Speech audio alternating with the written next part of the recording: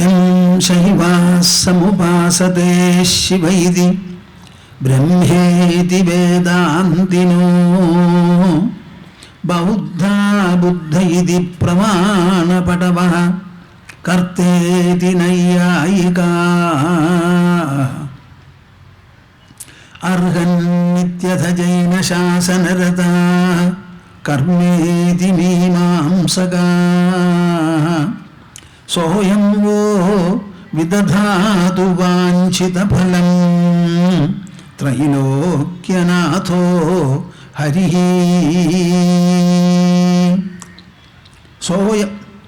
സോയം വോ വിദധാതു വാഞ്ചിതഫലം ത്രൈലോക്യനാഥോ ഹരിഃ.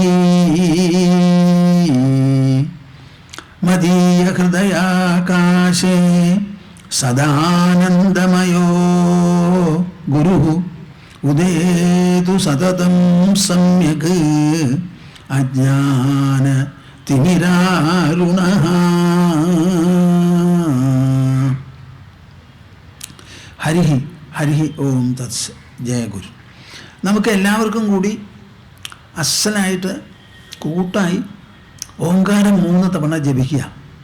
ഇതൊരു തപോനുഷ്ഠാനമാണെന്ന് നിങ്ങളെല്ലാവരും വിചാരിക്കണം. യജ്ഞം, ദാനം, തപസ് എന്ന് പറയുന്ന 3 പുണ്യകർമ്മങ്ങളാണ് മനുഷ്യന് പ്രത്യേകം അനുസരിക്കേണ്ടതും പിന്തുടരേണ്ടതും. ഈ 3 എണ്ണത്തിൽ വെച്ച് അവനവനിൽ മാത്രം ആശ്രയിച്ച് ചെയ്യുന്നതാണ് തപസ്. ആ തപസ്സിനാണ് ഏറ്റവും വലിയ ഫലം, പുണ്യഫലം. അങ്ങനെ ഒരു തപോനുഷ്ഠാനമായി കണ്ട് നിങ്ങളെല്ലാവരും ജപിക്കുക കൂട്ടായി. നിങ്ങളുടെ മനസ്സ് വികസിച്ച് ഓരോരുത്തരുടെയും ലോകം മുഴുവനും പരന്നെത്തണം. നാം ജപിക്കുന്ന ജപവും അതുപോലെ പരന്ന് എല്ലാ ജീവജാലങ്ങൾക്കും സന്തുഷ്ടിയും സൗഭാഗ്യവും അരുളട്ടെ.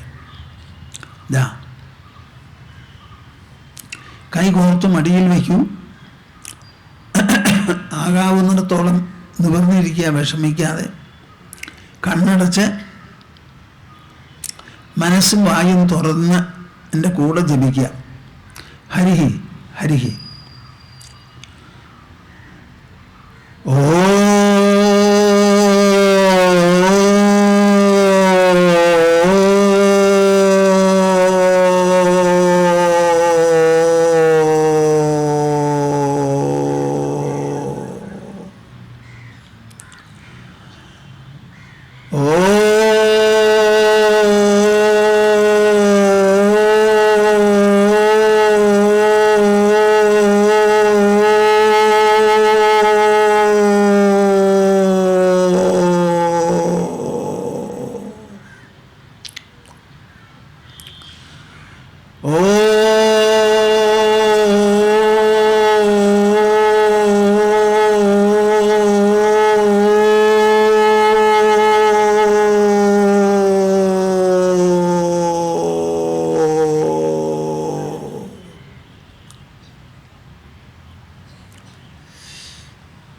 ഇവിടെ എഴുതിയിട്ടുള്ള ശ്ലോകം എല്ലാവരും ഓരോ വരി പറഞ്ഞു തരാം, നിങ്ങൾ ഏറ്റു ചൊല്ലൂ. തദാ മുക്തിർയദാ ചിത്തം തദാ മുക്തിർയദാ ചിത്തം ന വാഞ്ചതി ന ശോചതി ന വാഞ്ചതി ന ശോചതി ന മുഞ്ചതി ന ഗൃഹ്ണാതി ന മുഞ്ചതി ന ഗൃഹ്ണാതി ന ഹൃഷ്യതി ന കുപ്യതി ന ഹൃഷ്യതി ന കുപ്യതി തദാ മുക്തിർയദാ ചിത്തം തദാ മുക്തിർയദാ ചിത്തം ന വാഞ്ചതി ന ശോചതി ന വാഞ്ചതി ന ശോചതി ന മുഞ്ചതി ന ഗൃഹ്ണാതി ന മുഞ്ചതി ന ഗൃഹ്ണാതി ന ഹൃഷ്യതി ന കുപ്യതി ന ഹൃഷ്യതി ന കുപ്യതി. നിങ്ങളെല്ലാവരും മിക്കവാറും ഈ മനസ്സിനെ ചൊല്ലി വേണ്ടാത്തതൊക്കെ പുലമ്പുന്നവരാ. എന്നാൽ ഈ മനസ്സിന് പല വിധത്തിലുള്ള സാധ്യതകളും ശക്തിയും പ്രാബല്യവും ഉണ്ടെന്നുള്ളത് നിങ്ങൾ മനസ്സിലാക്കണം. എങ്ങനെ മനസ്സ് ദുഃഖിപ്പിക്കുന്നുവോ അതേമാതിരി ഈ മനസ്സിന് നമ്മെ ആനന്ദിപ്പിക്കാനും സാധിക്കും. എങ്ങനെ ദുഃഖിപ്പിക്കുന്നുവോ അതേമാതിരി ആനന്ദിപ്പിക്കാനും സാധിക്കും.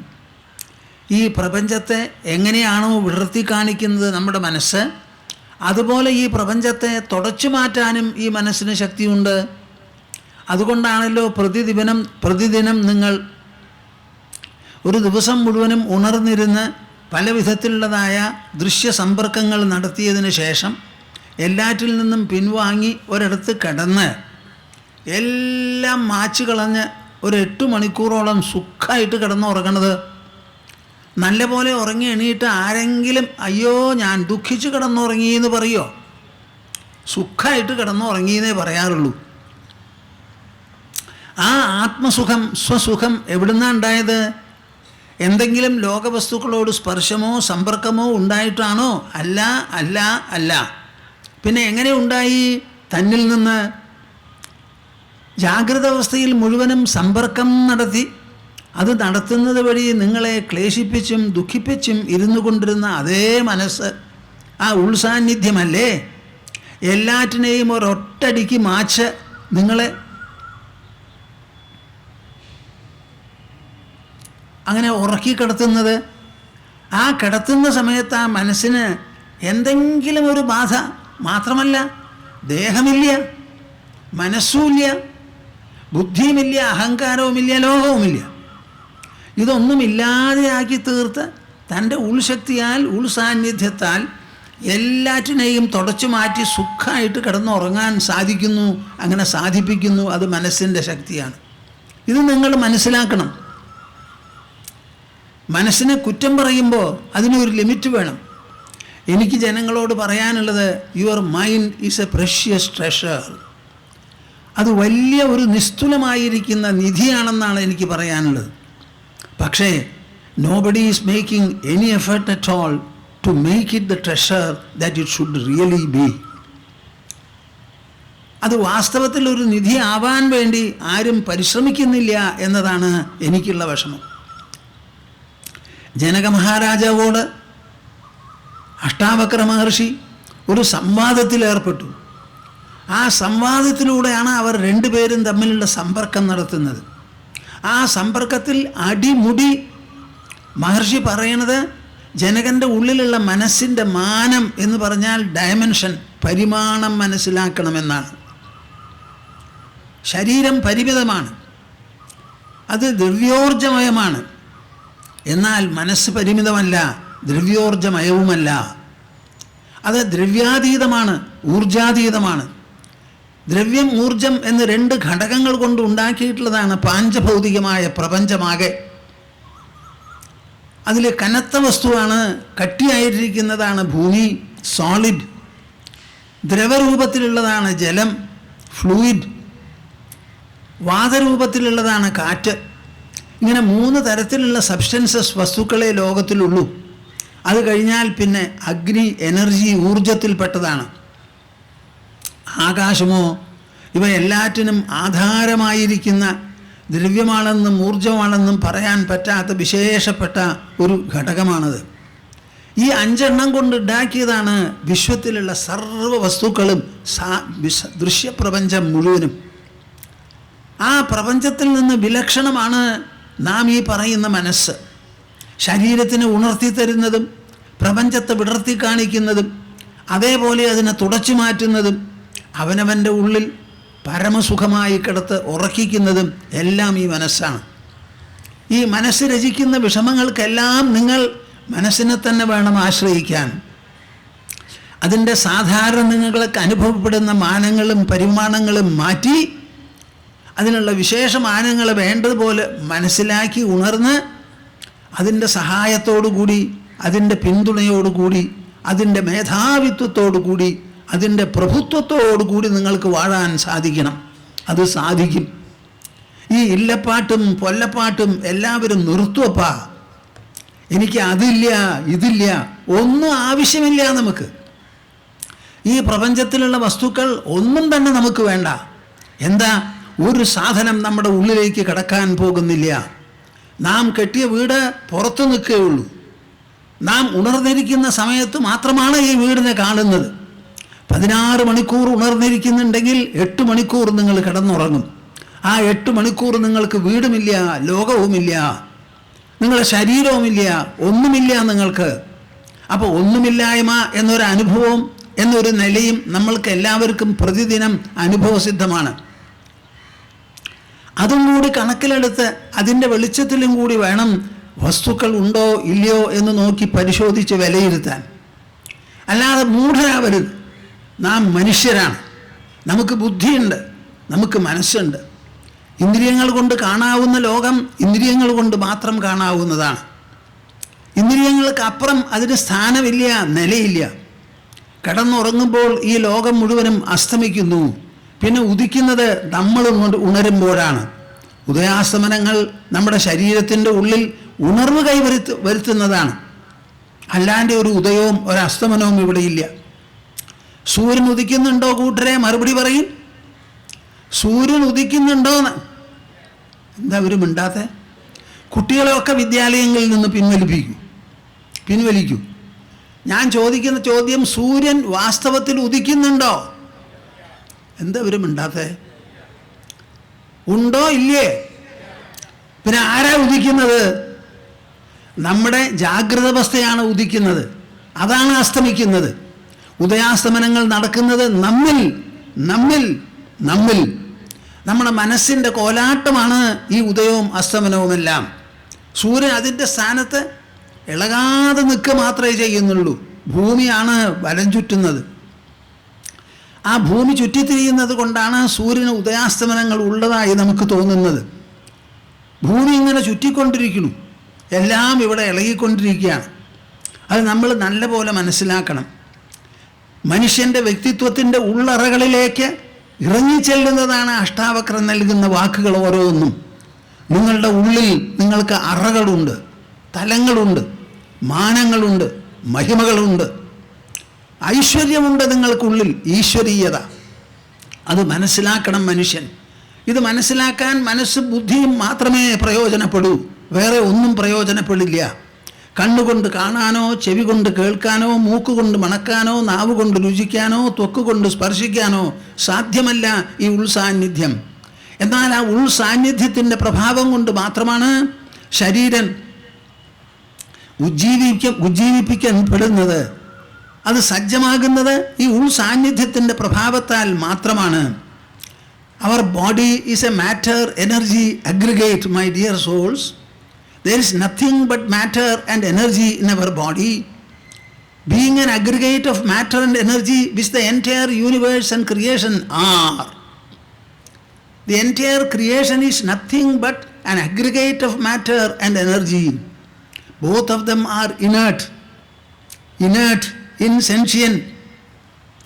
Whenever you touch them, they cannot feel it. Whenever you call them, they cannot respond to you.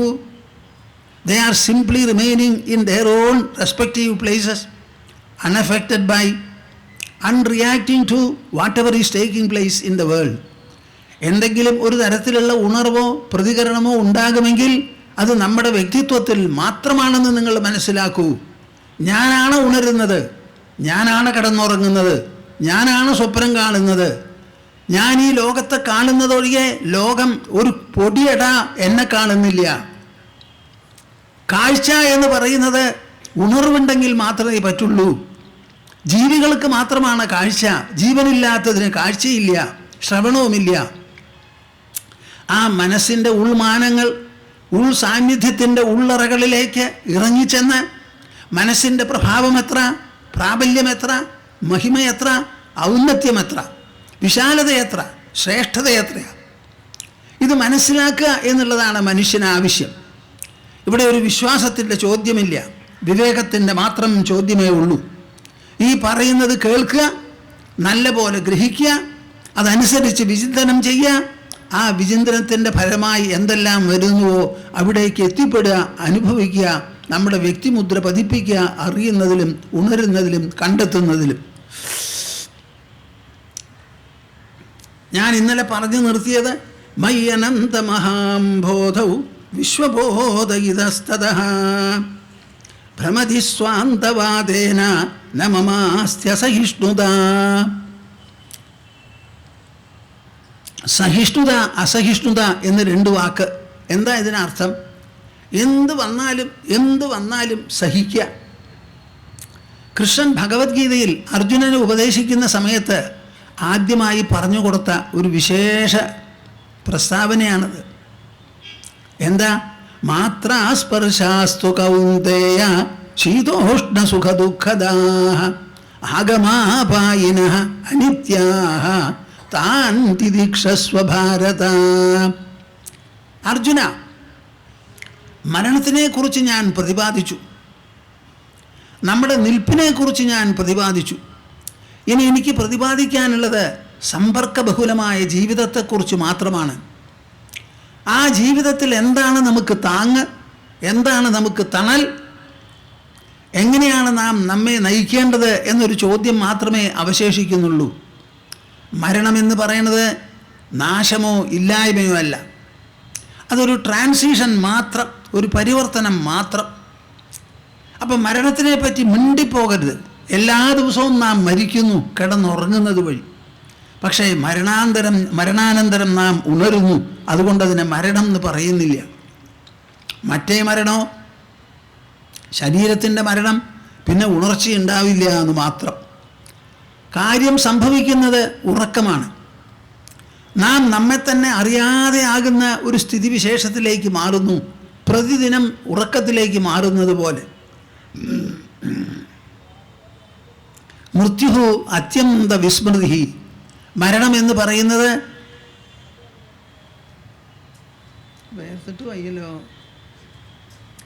മരണമെന്ന് പറയുന്നത് അത്യന്ത വിസ്മൃതി, അങ്ങേ അറ്റത്തെ വിസ്മൃതിയാണ് മരണം. അപ്പം മരണം വരെ നമുക്ക് ജനിച്ചത് നമുക്കറിയില്ല. അപ്പം മരണപര്യന്തം നമുക്കുള്ളത് എന്താ? ജീവിതം.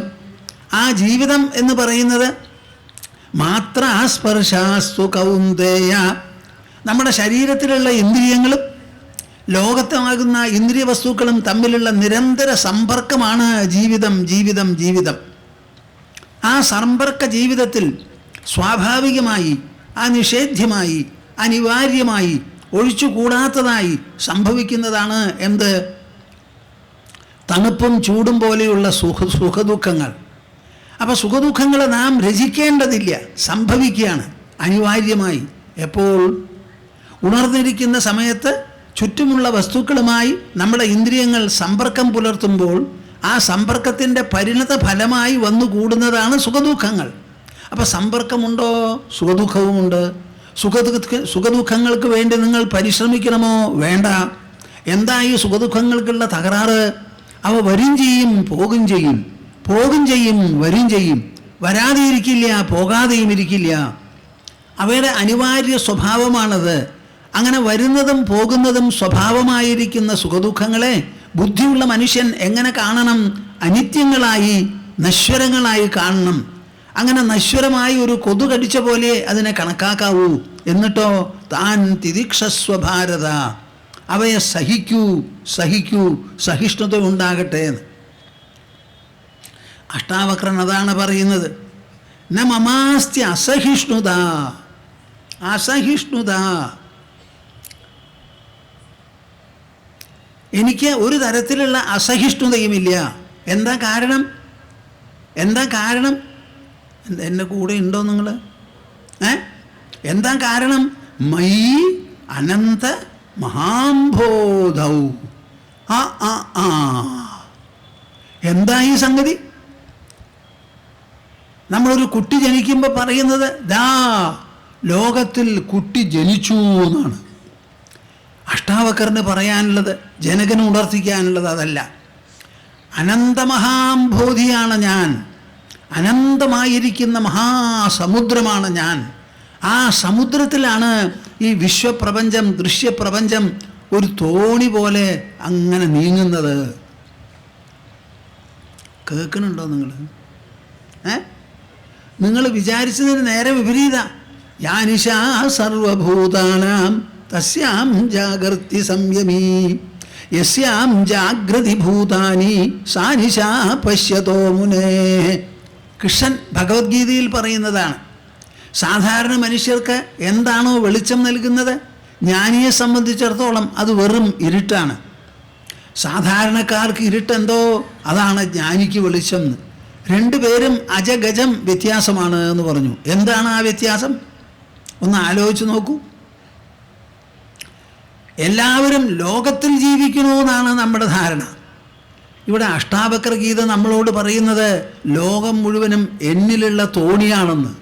കേട്ടുവോ നിങ്ങൾ? എന്താ ഇവരും മിണ്ടാത്തേ? നിങ്ങൾ കേട്ടുവോ? ഇത് സ്വീകരിക്കാൻ തയ്യാറുണ്ടോ? നിങ്ങളെന്ന് വെച്ചാൽ നിങ്ങളുടെ തലയിലല്ല, മാറിലല്ല, നിങ്ങളുടെ മനസ്സിൽ. ശരീരത്തിനെ ഉജ്ജീവിപ്പിച്ച് നിർത്തുന്ന മനസ്സിൻ്റെ തലം, മനസ്സിൻ്റെ കോശം ഈ പ്രപഞ്ചത്തേക്കാൾ എത്രയോ എത്രയോ ഏറെ വിസ്തൃതവും വിശാലവും ഗാഢവും ഉന്നതവുമാണ്. അനന്ത സമുദ്രമാണ് എൻ്റെ മനസ്സിൻ്റെ വ്യാപ്തി. ആ മനസ്സിൻ്റെ അനന്തവ്യാപ്തിയിൽ ഈ വിശ്വം എന്ന് പറയുന്ന വഞ്ചി അങ്ങനെ അങ്ങോട്ട് ഓടണമെന്ന്. അതിനെ ഓടിക്കുന്നത് ആരാ? പുറമേ ഒരു കാറ്റല്ല.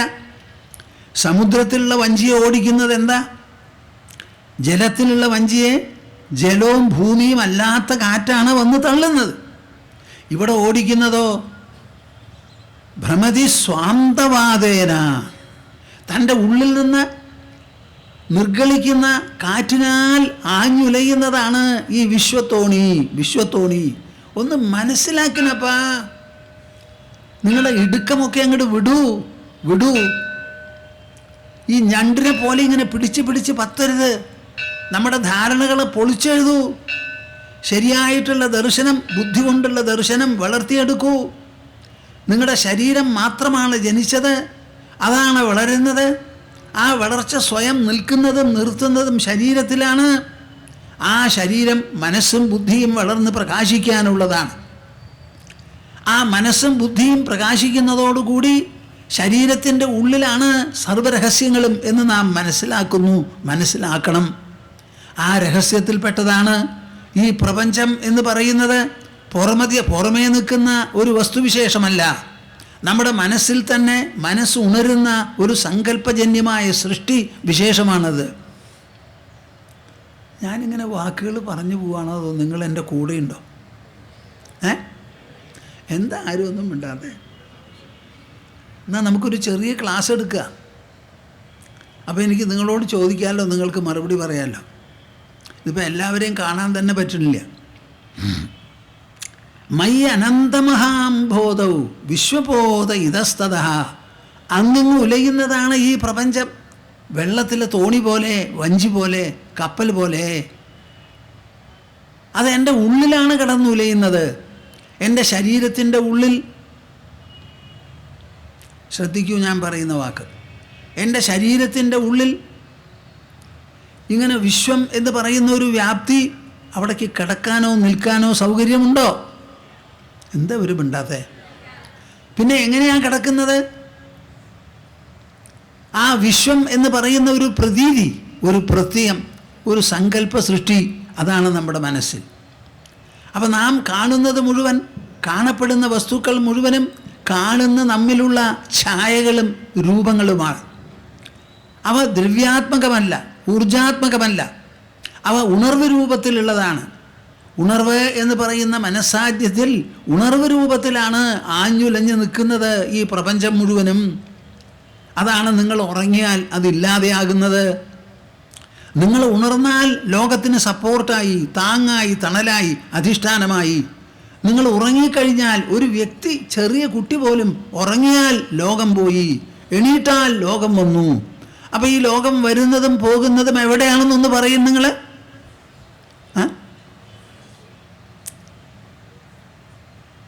എനിക്ക് തൃപ്തിയാവണില്ല. നമുക്ക് അടുത്ത കൊല്ലം ഇത് വേണ്ടാന്ന് വയ്ക്കാം.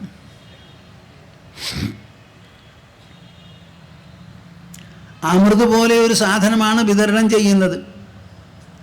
അത് വന്ന് കുറച്ച് കുടിക്കാൻ ജനങ്ങൾക്ക് താല്പര്യമില്ല എന്ന് വെച്ചാൽ അതിൻ്റെ നഷ്ടം ജനങ്ങൾക്കാണെന്ന് മനസ്സിലാക്കണം.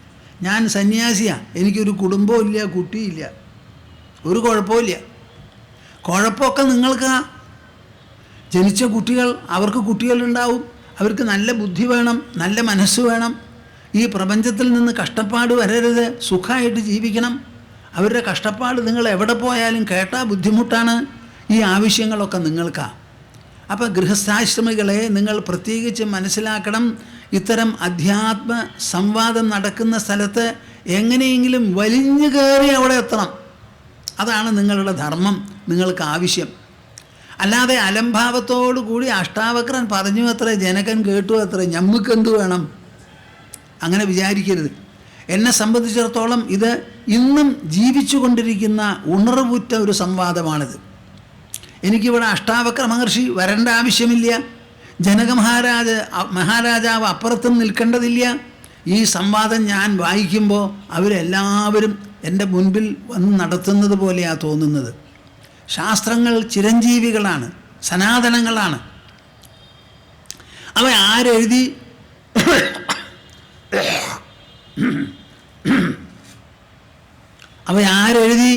എപ്പോൾ പറഞ്ഞു, ആരോട് പറഞ്ഞു, ഈ ചോദ്യങ്ങളൊന്നും അവിടെ വരുന്നില്ല. അത് വായിക്കുമ്പോൾ ആധുനികത്വത്തോടു കൂടി അവിടെ പ്രകാശിക്കുകയാണ് ഈ വായിക്കുന്ന വായന, ഗ്രഹിക്കുന്ന ഗ്രഹണം.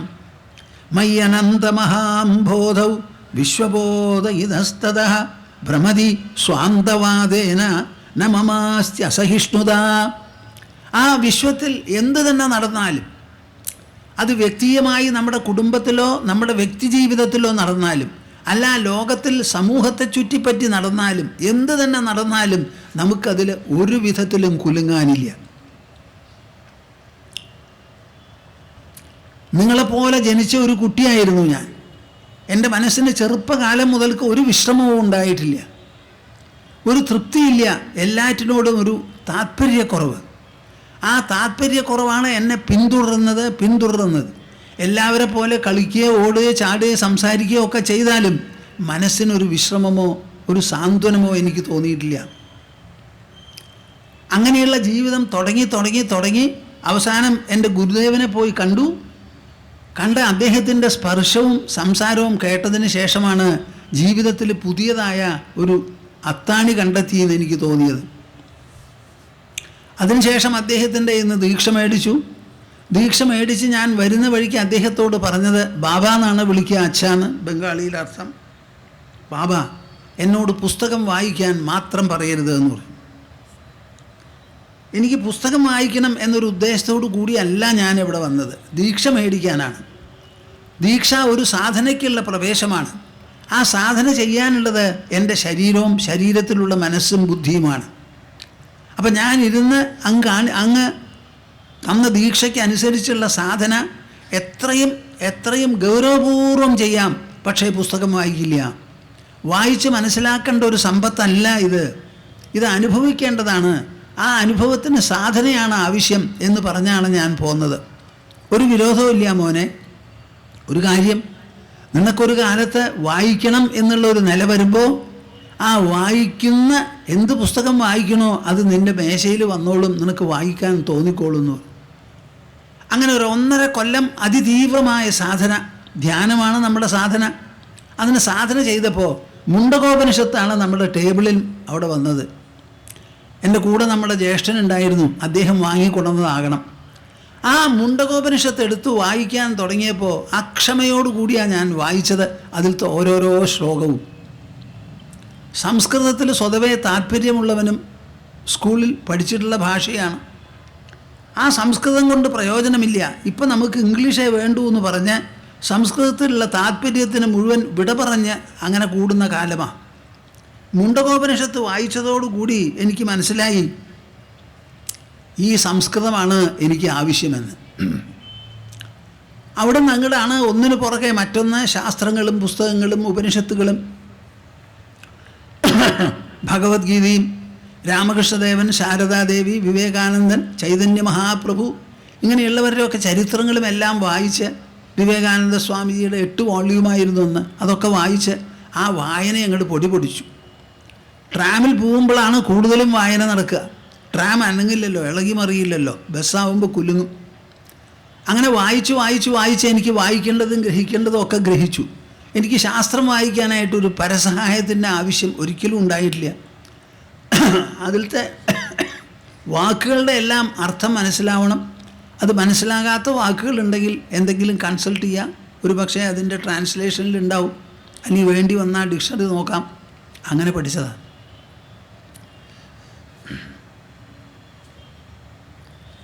അങ്ങനെ പഠിച്ച് അധികം താമസിക്കാതെ എല്ലാം വിട്ട് പുറത്തേക്ക് കിടക്കണമെന്ന് തോന്നി. ആ എല്ലാം വിട്ട് പുറത്തേക്ക് കിടക്കുന്നതാണ് ഈ സന്യാസനിഷ്ഠ എന്ന് പറയുന്നത്. അത് മനുഷ്യജീവിതത്തിൽ 4ാമത്തെ ആശ്രമമാണ്. ആർക്കാ അത് 4ാമത്തത്? നിങ്ങൾക്കൊക്കെ. പഠിക്കാനുള്ള കാലം ബ്രഹ്മചര്യം, കുടുംബജീവിതം നയിച്ച് അവരവരുടെ സ്ഥാനത്ത് 1 2 കുട്ടികളുണ്ടായി അവരെ വളർത്തി പ്രായമൂപ്പ് ഉണ്ടാക്കി തീർക്കുക, അതാണ് ഗൃഹസ്ഥാശ്രമം, വംശവൃദ്ധിക്ക് വേണ്ടി. പിന്നെ അവിടെ നമ്മുടെ മനസ്സ് കുട്ടികൾക്ക് പ്രായമൂപ്പ് വന്നാൽ ചുമതല ഏൽപ്പിച്ച് പുറത്ത് കിടക്കണം, അതാണ് വാനപ്രസ്ഥം. അത് സാധിച്ചു എന്നുണ്ടെങ്കിലോ സന്യാസം. ലോകത്തിലുള്ളവർക്കെല്ലാം അഭയം നൽകിക്കൊണ്ട് നിരുപദ്രവമായി ലോകത്തിൽ നിന്ന് ഒരു മുതലും ആവശ്യപ്പെടാതെ ആത്മസുഖ നിർവൃതനായി കഴിഞ്ഞുകൂടുന്നതാണ് ഈ സന്യാസത്തിൻ്റെ ഉദ്ദേശം. എല്ലാവരും ഈ 4 ആശ്രമങ്ങളും അനുവർത്തിക്കേണ്ടതാണ്. നിങ്ങളൊക്കെ പകുതി ഗൃഹസ്ഥന്മാരാ എൻ്റെ മുമ്പിലുള്ളവർ. അങ്ങനെ തന്നെയാണ് എല്ലാവരും ശരീരം വിടാനും പോകുന്നത്. അവരുടെയൊക്കെ വിചാരം പേരക്കുട്ടികൾ, അവരുടെ കുട്ടികൾ എല്ലാവർക്കും വേണ്ടത് ചെയ്തു, എനിക്ക് വയസ്സത്രയായി എന്ന് പറഞ്ഞ് കൊട്ടിഘോഷിക്കുന്നവരാ. ഒരു വസ്തു ആയിട്ടില്ല. നിങ്ങളുടെ കുട്ടികൾക്ക് പ്രായമൂപ്പ് വന്നാൽ പിന്നെ നിങ്ങൾ വീട്ടിലിരിക്കരുത്, പുറത്ത് കിടക്കണം. അത് പുറത്ത് കിടക്കാൻ സമ്മതിക്കുന്നില്ല മനസ്സ്. എന്താ അത്? കാളിദാസൻ എഴുതിയതൊന്ന് കേൾക്കൂ നിങ്ങളെല്ലാവരും. രഘുവംശത്തിനെ പറ്റി കാളിദാസൻ മഹാകവി എഴുതുകയാണ്. ശൈശവേഭ്യസ്ത വിദ്യാനാം യൗവനേ വിഷയൈഷിണാം വാർദ്ധകേ മുനിവൃത്തീനാം യോഗേനാം തേ തനുത്യജാം. എൻ്റെ കൂടെ ഉണ്ടോ നിങ്ങൾ? ചെറുപ്പകാലത്ത് വിദ്യ അഭ്യസിച്ചു. രഘുവംശത്തിലുള്ള രാജകുമാരന്മാരുടെ വൃത്തിയാണ് ഈ പറയുന്നത്, ജീവിതവൃത്തി. ശൈശവേഭ്യസ്ത വിദ്യാനാം യൗവനേ വിഷയൈഷിനാം. യുവത്വം വന്നു എന്ന് പറഞ്ഞാൽ ക്ഷത്രിയന്മാർക്ക് 1ലധികം വിവാഹമാകാം. ആ യൗവന്യത്തോടുകൂടി യോജിച്ചിട്ടുള്ള സുഖങ്ങൾ എന്തെല്ലാമുണ്ടോ, ഭോഗങ്ങൾ, അത് അനുഭവിച്ചു. ആ അനുഭവിച്ച അതേ തീവ്രതയോടും ശുഷ്കാന്തിയോടും കൂടി എന്ത് ചെയ്തു? വാർദ്ധകേ മുനിവൃത്തീനാം. ശരീരത്തിന് പ്രായമായപ്പോൾ എല്ലാം വിട്ട് ഏകാന്തതയിൽ മുനിവൃത്തികൾ ആശ്രയിച്ചു. യോഗേനാം തേ തനുത്യജാം. അവർ മരിച്ചില്ല, അവർ ശരീരം വിടുക ചെയ്തത്. നമ്മളെല്ലാവരും മരിക്കണമെന്ന് വിചാരിച്ചും പോകാതെ ക്ലേശിക്കുന്ന നിലകളുണ്ട്, അല്ലാതെ ശരീരം വിട്ടു. നമ്മുടെ ആശ്രമത്തിൽ ഹിമാലയത്തിൽ നിന്നൊരു സ്വാമി വന്നു. അങ്ങനെയുള്ളവരെ സ്വതവേ കാണാൻ ബുദ്ധിമുട്ടാണ്. അദ്ദേഹം പറഞ്ഞത് ഞാൻ ഹിമാലയത്തിലാണെന്നാണ്. എവിടെയാണെന്നറിയില്ല. ഹിമാലയം എന്ന് പറഞ്ഞാൽ അതിൻ്റെ അടിവാരത്തിലും ഹിമാലയമാണല്ലോ. അപ്പം ഞാൻ ചോദിച്ചു, അവിടെ ഈ ഒറ്റയ്ക്ക് സന്യാസിമാർ ധാരാളം പേരുണ്ടല്ലോ, അവരെല്ലാവരും അവരവർക്ക് ഭക്ഷണം പാകം ചെയ്ത് കഴിച്ചു കൂട്ടാൻ പറ്റില്ല, പോവാനും പറ്റില്ല, ഭിക്ഷ എടുക്കാനും വയ്യ. ഇങ്ങനെയൊക്കെ ആയാൽ അവരെന്താ ചെയ്യാറുള്ളത്? സ്വാമിജി, ഒരു വിഷമവുമില്ല, അവർ ഗംഗയിലേക്ക് അങ്ങോട്ട് ഇറങ്ങി അങ്ങോട്ട് പോവും. കേൾക്കുന്നുണ്ടോ നിങ്ങൾ? കേട്ടോളൂ, അതെങ്കിലും ചെയ്യാമല്ലോ. ഒരു വിഷമവുമില്ലാന്ന് കേൾക്കുന്നുണ്ടോ നിങ്ങൾ? മനസ്സിന് സാധിക്കുന്നത്. യോഗേനാന്തേ തനുത്യജാം. ഇങ്ങനെ രഘുവംശത്തിലുള്ള രാജകുമാരന്മാരെല്ലാവരും ഇങ്ങനെ വളർന്നതാണ്.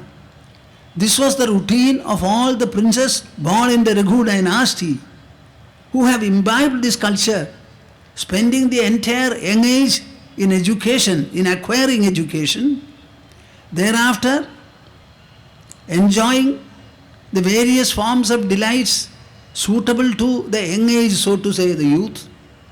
After that, they left everything, and they started spending their time in the forest, solitude of the forest. Thereafter, getting into the yoga union, so to say, they left their bodies. ഇത് നമ്മുടെ രാജ്യത്തിൽ നടന്നുകൊണ്ടിരുന്ന ഒരു സമ്പ്രദായമാണ്. വല്ല വർത്തമാനവുമല്ല കാളിദാസൻ പറയുന്നത്. അതുകൊണ്ട് നിങ്ങളെല്ലാവരും മനസ്സിലാക്കെങ്കിലും ചെയ്യൻ. നമ്മുടെ മനസ്സിന് ഗ്രഹിക്കാനുള്ള സ്വഭാവമുള്ളതുപോലെ ത്യജിക്കാനുള്ള കാമ്പും കഴുമ്പുമുണ്ട്. അത് മനസ്സിലാക്കൂ. ആദ്യമായി ത്യജിക്കേണ്ട സന്ദർഭം വരുമ്പോൾ ത്യജിക്കൂ. താൻ തിദിക്ഷസ്വ ഭാരത. ഭ്രമതി സ്വാന്തവാദേന ന മമാസ്തി അസഹിഷ്ണുത. എനിക്ക് ഒരിക്കലും അസഹിഷ്ണുതയില്ല. ഈ ലോകത്തിൽ എന്തു വേണമെങ്കിൽ നടക്കട്ടെ. എനിക്ക് ഓർമ്മ വരുന്നു, നമ്മുടെ ആത്മതത്വ സമീക്ഷാ കമ്മിറ്റി കൺവീനർ ജനാർദ്ദനൻ, വലിയ ശബ്ദം അദ്ദേഹത്തിന്, ഇതിൻ്റെ മുകളിൽ കയറി പൊട്ടിച്ച് സംസാരിച്ചു. ഞാൻ ഇതിലൊന്നും ബന്ധപ്പെടാത്തൊരു കാര്യമാണ് പറയാൻ പോണത്, എന്താ ചെകുത്താനാണാവോ എന്ന് വിചാരിച്ചു ഞാൻ. എന്നിട്ട് അദ്ദേഹം പറഞ്ഞത്, നമ്മുടെ രാജ്യത്തുള്ള പെണ്ണുങ്ങളും പെൺകുഞ്ഞുങ്ങളും ഇവിടെ സുരക്ഷിതരല്ല. മാറി മാറി അവർ ഏൽക്കുന്ന പീഡനത്തെപ്പറ്റി നാം വായിക്കാറുണ്ട്. ഈ പീഡനം എത്ര കാലമായി നടക്കണു? ആഴ്ചകളോ ദിവസങ്ങളോ അല്ല, മാസങ്ങളും കൊല്ലങ്ങളുമായി നടക്കുന്നു. ഇതിനെന്താണ് പ്രതിവിധി? സന്യാസിമാർ തന്നെ വേണ്ട ഈ ചുമതല ഏറ്റെടുക്കാൻ എന്നൊക്കെ ഇങ്ങനെ വല്ലതും കേട്ടാൽ പിന്മാറുന്ന ഒരു സ്വാമിയല്ല ഈ ഭൂമാനന്ദ സ്വാമി. ഞാൻ ന്യൂസ് പേപ്പർ വായിക്കാറുണ്ട്. ഭാരതത്തെ സംബന്ധിച്ച എന്ത് കാര്യങ്ങളും എനിക്ക് ഹൃദയസ്പൃക്കാണ്. ഈ ഭാരതം എന്ന് പറയുന്നത് ഞങ്ങളെ സംബന്ധിച്ചിടത്തോളം ഒരു പുണ്യഭൂമിയാണ്. ഇവിടെ ജനിച്ച് ഇവിടെ ശരീരം വിടാൻ ഇഷ്ടപ്പെടുന്നവരാണ് എന്നെപ്പോലെയുള്ളവർ. ഞങ്ങൾക്ക് ഈ മാതൃഭൂമിയിൽ മീതെ ഒന്നുമില്ല. അത്ര സ്നേഹവും അത്ര കടമയും കടപ്പാടും ഞങ്ങൾക്ക് മാതൃഭൂമിയോടുണ്ട്. ഇന്നും ഇന്നലെയും തുടങ്ങിയതല്ല ഈ തരത്തിലുള്ള വൈരുദ്ധ്യങ്ങളും വിഷമങ്ങളുമെല്ലാം. 16 വയസ്സുള്ള ശ്രീരാമൻ അസ്ത്രശസ്ത്ര വിദ്യ അഭ്യാസം കഴിഞ്ഞ ഉടനെ അച്ഛനെ നമസ്കരിച്ച് അച്ഛൻ്റെ സമ്മതത്തോടുകൂടി ഒരു തീർത്ഥയാത്ര നടത്താൻ ആവശ്യപ്പെട്ടു, പുറപ്പെട്ടു അനുയായികളുമായി. നിങ്ങളെല്ലാവരും എൻ്റെ കൂടെ ത്രേതായുഗത്തിലേക്ക് വരണം. മഹാത്മാഗാന്ധി അടക്കം അനുധാവനം ചെയ്തു പോകുന്ന ആ രാമരാജ്യം എന്നൊരു സങ്കല്പമുണ്ടല്ലോ, ആ രാമരാജ്യം അതൊരു സങ്കല്പമാണ്. നടന്നുകൊണ്ടിരുന്ന കാര്യങ്ങളെ നമ്മുടെ മഹർഷിവര്യന്മാർ അതേ രൂപത്തിൽ നമുക്ക് പറഞ്ഞു ധരിപ്പിച്ചതാണ് നമ്മുടെ ശാസ്ത്രം, ഇതിഹാസ പുരാണാദികളെല്ലാം. വാൽമീകി മഹർഷി എഴുതി തന്ന ഒരു രാമായണം നമ്മുടെ മുൻപിലുണ്ട്. അതേ വാൽമീകി രചിച്ച യോഗവാസിഷ്ഠ രാമായണം എന്നൊന്നുമുണ്ട്. ആ യോഗവാസിഷ്ഠ രാമായണത്തിലെ സബ്ജക്റ്റ് തന്നെ വേറെയാണ്, രാമനെ സംബന്ധിക്കുന്നതാണ്. 18 ദിവസം രാമനും വസിഷ്ഠനുമായി നടന്ന സംവാദമാണ് രാജധാനിയിൽ വെച്ച് നടന്നതാണ് ഈ യോഗവാസിഷ്ഠ രാമായണം. അത് അധ്യാത്മമായതുകൊണ്ട് ആ പുസ്തകം വേറെ നിന്നു. വാൽമീകി രചിച്ച മറ്റു രാമായണം 24,000 ശ്ലോകങ്ങളാണ്. ഇതിൽ 8,000 കൂടി കൂടും 32,000 ശ്ലോകങ്ങളാണ് യോഗവാസിഷ്ഠ രാമായണത്തിൽ. അതിലാണ് ശരീരത്തിൻ്റെ ഉള്ളിലുള്ള വൈഭവത്തെക്കുറിച്ചുള്ള ചർച്ചയും വെളിപ്പെടുത്തലും എല്ലാം.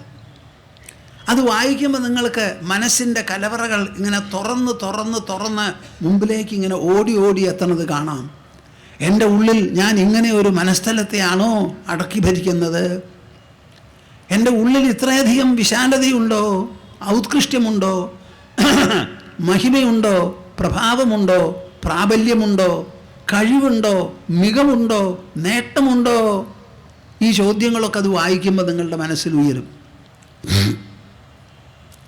ആ യോഗവാസിഷ്ഠ രാമായണത്തിൽ ശ്രീരാമൻ പറയുകയാണ്, വളരെ ഉത്സാഹത്തോടു കൂടിയാണ് തീർത്ഥയാത്രയ്ക്ക് പോയത്. അന്നേ വരെ അയോധ്യ രാജധാനിയിൽ അച്ഛനമ്മമാരുടെ വലിയ ലാളനത്തിൽ കഴിഞ്ഞ് യാതൊരു വിധത്തിലുള്ള ദുഃഖമോ ദുരിതമോ സ്പർശമോ ഇല്ലാതെ കഴിഞ്ഞ ശ്രീരാമചന്ദ്രൻ ഇതാ അനുയായികളോടുകൂടി ഭാരതത്തിൽ തീർത്ഥയാത്രയ്ക്ക് പുറപ്പെടുന്നു. തീർത്ഥയാത്ര എന്ന് പറഞ്ഞാൽ സ്വയം തൻ്റെ രാജ്യത്തിൽ നിന്നകന്ന്, തൻ്റെ നാട്ടിൽ നിന്നകന്ന് നടന്നാണ് അന്ന് പോവുക. അദ്ദേഹം ഒരു പക്ഷേ കുതിരയിലും പോയിട്ടുണ്ടാവും. എവിടെ വേണമെങ്കിൽ നിൽക്കാം, ആരെ വേണമെങ്കിൽ കണ്ട് സംസാരിക്കാം, എന്തെങ്കിലും അറിയണമെങ്കിൽ സംഭവങ്ങൾ നടക്കുന്നിടത്ത് പോയി കാണാം. അങ്ങനെ തീർത്ഥയാത്രയുടെ ഉദ്ദേശം ഈശ്വരനെ കാണേണ്ടതല്ല. ഒരിടത്തും ഈശ്വരനില്ല, പ്രതിമകളും വിഗ്രഹങ്ങളെ ഉണ്ടാവുള്ളൂ. കാണാനുള്ളത് നമ്മുടെ മുൻപിൽ പ്രത്യക്ഷമായിട്ടുള്ള സ്ഥിതിവിശേഷങ്ങളാണ്. അങ്ങനെ പലരോടും കണ്ടു, സംസാരിച്ചു. ഇതൊക്കെ കഴിഞ്ഞു വന്നതോ പോയ രാമനല്ല. ഉത്സാഹഭരിതനായി ഊക്കോടും ഉണർവോടും കൂടി പോയ ശ്രീരാമചന്ദ്രൻ തിരിച്ചു വരുന്നു ഉജ്ജ്വല ദുഃഖിയായി, നിരാശയിൽ മുങ്ങി, താത്പര്യമില്ലായ്മയിൽ ഊന്നി ഉറച്ചാണ് തിരിച്ചു വരുന്നത്. അദ്ദേഹത്തിൻ്റെ ഒരു ശ്ലോകം ഞാൻ നിങ്ങളെ പറഞ്ഞു കേൾപ്പിക്കാം. ജനഃ കാമാസക്തോ വിവിധ കുകലാചേഷ്ടനപരഃ സദുസ്വപ്നേപ്യസ്മിജ്ജഗതി സുജനോ നാദ്യ സുലഭഃ ക്രിയാ ദുഃഖാസംഗാ വിദുര വിദുര നൂനമഖില ന ജാനേനേതവ്യ കഥമിഹ ദശ ജീവിതമയീ. ഞാൻ ഈ ഒരു ശ്ലോകം വായിച്ചതോടുകൂടി എന്താ പറയുക? കാമത്തിന് വിധേയമായി ജനങ്ങൾ ഇന്ന ദുഷ്പ്രവൃത്തിയിലേ ചെന്ന് പെടൂ എന്നില്ല. സ്വപ്നത്തിൽ പോലും വസിഷ്ഠ മഹർഷിയെ എനിക്കൊരു നല്ല മനുഷ്യനെ കാണാൻ സാധിക്കുന്നില്ല. Everywhere the human mind is motivated by, impelled, compelled and persuaded by wickedness, and to the worst degree of it. There is no kind of evil activity which one does not enter into when he is motivated or under the grip of greed, grip of passion. I am not able to find a good man even in my dreams, says he. സ്വപ്നത്തിൽ പോലും എനിക്കൊരു നല്ല ആളെ കാണാൻ പറ്റില്ല എന്ന് പറഞ്ഞ് പൊലമ്പാണ് ശ്രീരാമൻ. അപ്പം ജനാർദ്ദനോട് എനിക്ക് പറയാനുള്ളത്, ഇന്ന് നാം കാണുന്ന സ്ഥിതിവിശേഷം മുൻപ് ഭാരതത്തിൽ ഉണ്ടായിരുന്നില്ല എന്ന് വിചാരിക്കരുത്. മുമ്പുമുണ്ടായിരുന്നു. അപ്സ് ആൻഡ് ഡൗൺസ് എന്ന് പറഞ്ഞാൽ ഉയർച്ച താഴ്ചകൾ, വരവും പോക്കും, നല്ലതും ചീത്തയും. ഇത് രണ്ടുമില്ലാതെ ലോകത്തിൽ നിലനിൽപ്പില്ല. ഈ ലോകം എന്ന് പറയുന്നത് ദ്വന്ദ്വങ്ങളുടെ സമാഹാരമാണ്. ഈ ദ്വന്ദ്വ സമാഹാരമായ ലോകത്തെ കണ്ടിട്ടാണ് ഞാൻ നിങ്ങളോട് പറഞ്ഞത് എനിക്കൊരു താല്പര്യക്കുറവ് ആദ്യമേ മുതൽക്കുണ്ടായിരുന്നു എന്ന്. ഈ താല്പര്യക്കുറവ് അനുഭവിക്കുന്നത് എൻ്റെ മനസ്സിലാണ്, ഞാനാണ്. ലോകത്തിന് മാറ്റാൻ എനിക്ക് പറ്റില്ല, പക്ഷേ എൻ്റെ മനസ്സിനെ എങ്ങനെ വേണമെങ്കിൽ പരിവർത്തനപ്പെടുത്താൻ എനിക്ക് സാധിക്കും. അപ്പോൾ ഇതിനുള്ള പരിഹാരം പുറത്തല്ല, അകത്താണെന്ന് വിചാരിച്ച് അകത്ത് വേണ്ടത്ര പരിഹാരം കണ്ട് ജീവിക്കുന്നവരാണ് ഞങ്ങളെല്ലാവരും. ഒരു ജ്ഞാനിക്കൊരു ദിവസം നമ്മുടെ അറ്റ്ലാന്റിക് ഓഷൻ സമുദ്രം മുഴുവനും വരണ്ട് അതിൻ്റെ അടി കാണിച്ചാൽ ജ്ഞാനിയുടെ മനസ്സ് അത്ഭുതപ്പെടില്ല. ഹിമാലയം മുഴുവൻ ഉരുകി വെള്ളമായാൽ അദ്ദേഹത്തിന് അത്ഭുതം തോന്നില്ല എന്നാണ് വസിഷ്ഠ മഹർഷി പറയുന്നത്. അതുപോലെ ഞങ്ങൾക്ക് ഒരത്ഭുതവുമില്ല, ഒരതിശയവുമില്ല. എന്നാലും ചോദിച്ച ചോദ്യത്തിന് എന്നെപ്പോലെ ഒരാളെ എങ്ങനെ ചിന്തിക്കും എന്നുള്ള നിലയ്ക്ക് ഞാൻ മറുപടി പറയട്ടെ. നിങ്ങൾക്ക് കേൾക്കണോ? ഒന്ന് കൈ പൊക്കൻ കേട്ടോളൂ. ഏത് തരത്തിലുള്ള സർക്കാരായാലും ജനങ്ങളെ ഭരിക്കാൻ ഒരു ഭരണകൂടമുണ്ടെങ്കിൽ ആ ഭരണകൂടത്തിൻ്റെ കൃത്യമാണ് കർത്തവ്യമാണ് ഈ ലോകത്തിൽ വ്യക്തികളുടെയും സമൂഹത്തിൻ്റെയും സ്വാതന്ത്ര്യം സുരക്ഷ ഉറപ്പുവരുത്തേണ്ടത്. ഒരു പെൺകുഞ്ഞിനെ ഇവിടെ ഉപേക്ഷിച്ച് പോയാലും ആ പെൺകുഞ്ഞിൽ പീഡിപ്പിക്കാതെ ഇവിടെ തന്നെ കിടക്കണം, പോലീസുകാർ വന്ന് എടുത്തുകൊണ്ട് പോകുന്നത് വരെ. ഇതാണ് സുരക്ഷയ്ക്കുള്ള വ്യവസ്ഥ. ഇത് നിങ്ങൾ നല്ല പോലെ മനസ്സിലാക്കൂ. ശമ്പളം മേടിക്കാനും ശമ്പളം പറ്റി ഓടിച്ചാടി നടക്കാനുമല്ല. ജനങ്ങളുടെ നികുതി പണമാണ് സർക്കാരിൻ്റെ കയ്യിലുള്ളത്. നികുതിദായകന്മാരാണ് നമ്മൾ നൽകുന്ന പണം നിങ്ങൾ വേണ്ടതുപോലെ ചെലവ് ചെയ്തില്ല എന്ന് പറഞ്ഞ് ഏത് സർക്കാരിനോടും ചോദ്യം ചെയ്യാനുള്ള ജന്മാവകാശം പൗരന് ആർക്കായാലും ഉണ്ട് എന്ന് നിങ്ങൾ മനസ്സിലാക്കുന്നുണ്ടോ?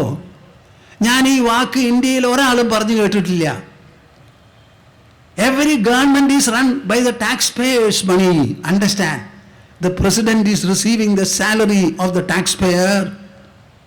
The cabinet ministers are receiving the same tax money. Every drop of petrol is burned in government vehicles because of the tax money that people are paying. Let all of you understand that this is so. We have every right to ensure that the money we pay to the government is spent properly and to the satisfaction of the taxpayer. എന്തു പറയുന്നു നിങ്ങൾ? ഭരണത്തിൻ്റെ അടിസ്ഥാന തത്വമാണ് ഭൂമാനന്ദ സ്വാമി പറയുന്നത്. അപ്പം ഇവിടെ വ്യക്തികൾക്കും സമൂഹത്തിനും സ്വാതന്ത്ര്യവും സുരക്ഷയും നൽകേണ്ട ചുമതല സർക്കാരിനാണ്. അതിലെന്തെങ്കിലും പരപീഡനം ഉണ്ടായാൽ ആ പരപീഡനത്തിൽ ഇടപെടാനോ ചോദ്യം ചെയ്യാനോ നമുക്ക് അർഹതയില്ല, അവകാശമില്ല. ഇവിടുത്തെ ആഭ്യന്തര വകുപ്പിനെ അവകാശമുള്ളൂ. നിയമം കയ്യിലെടുക്കുക എന്ന് പറഞ്ഞാൽ അവർ ചാർജ് ചെയ്യും.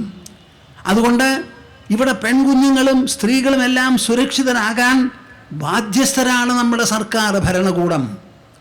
ആ ഭരണകൂടം അത് നിർവഹിക്കുന്നില്ലെങ്കിൽ നിങ്ങൾ എന്നോട് തുറന്നു പറയൂ, അത് ആരുടെ പരാജയമാണെന്ന്.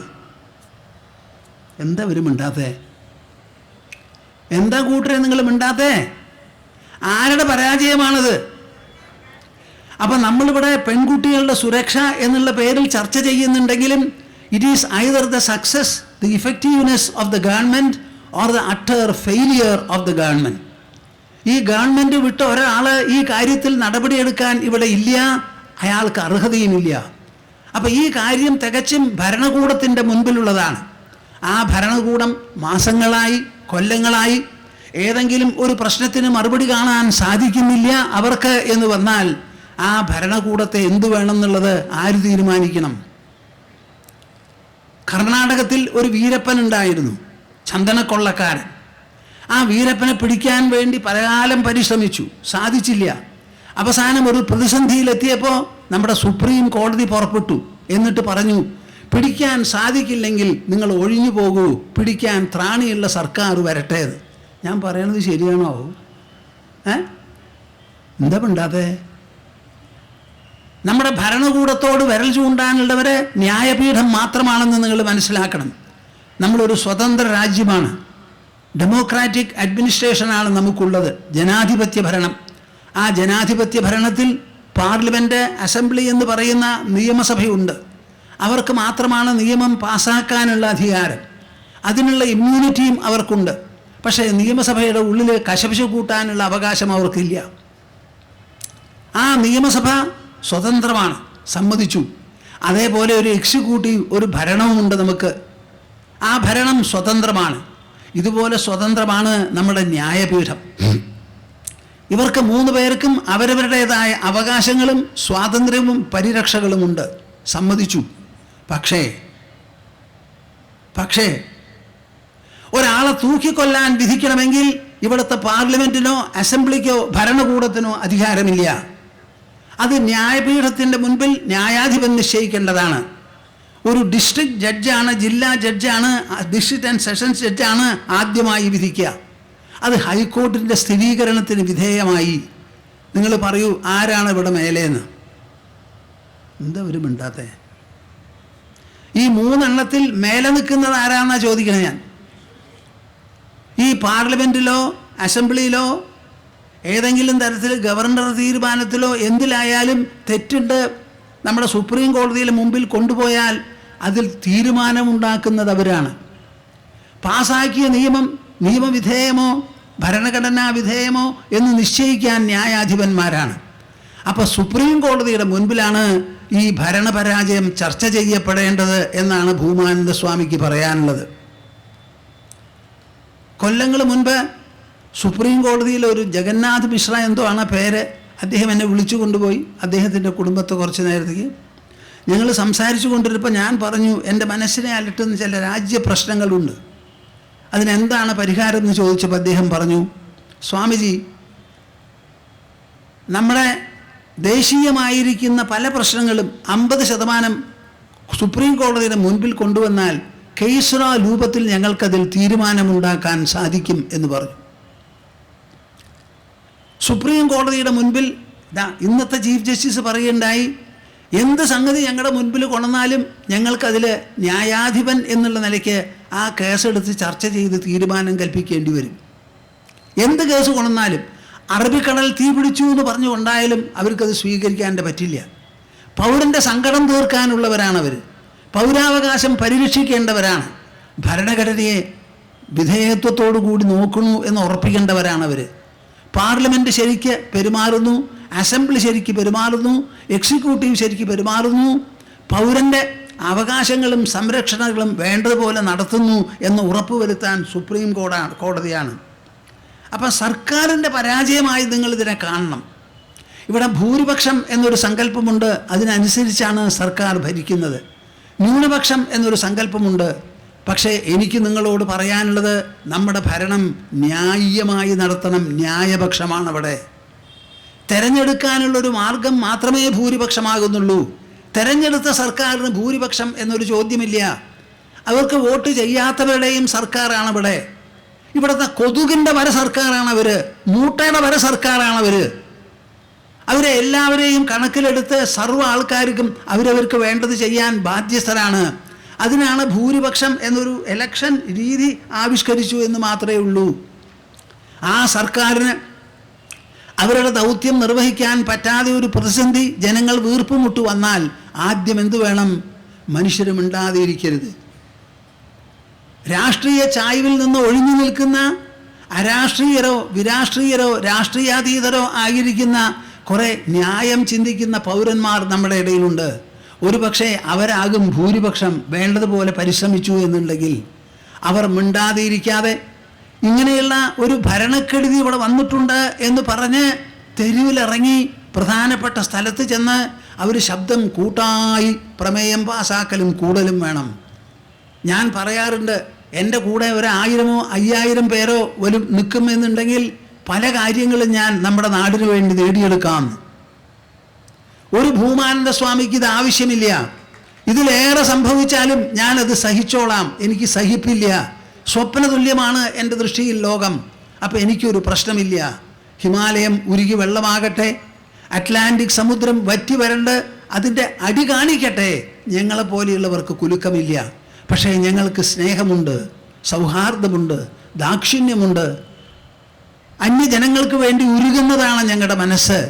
പരാർത്ഥനിഷ്ഠന്മാരാണ് ഞങ്ങൾ.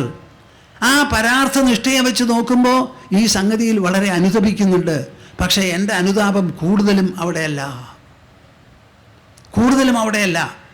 ഇങ്ങനെയുള്ള കെടുതികൾ നമ്മുടെ മുൻപിൽ തുടരെ ഉണ്ടായിട്ടും നമ്മുടെ രാജ്യത്തിൽ ക്ഷമാശീലരായി നല്ലവരായിരിക്കുന്ന ജനങ്ങൾ എന്തുകൊണ്ട് അവരുടെ മനസ്സ് ഉരുകുന്നില്ല? അവർ കാപ്പിയും ചായയും കുടിച്ച് ടെലിഫോണും കയ്യിലെടുത്ത് വീട്ടിൽ പത്രം വായിച്ചിരിക്കുന്നവരാണല്ലോ.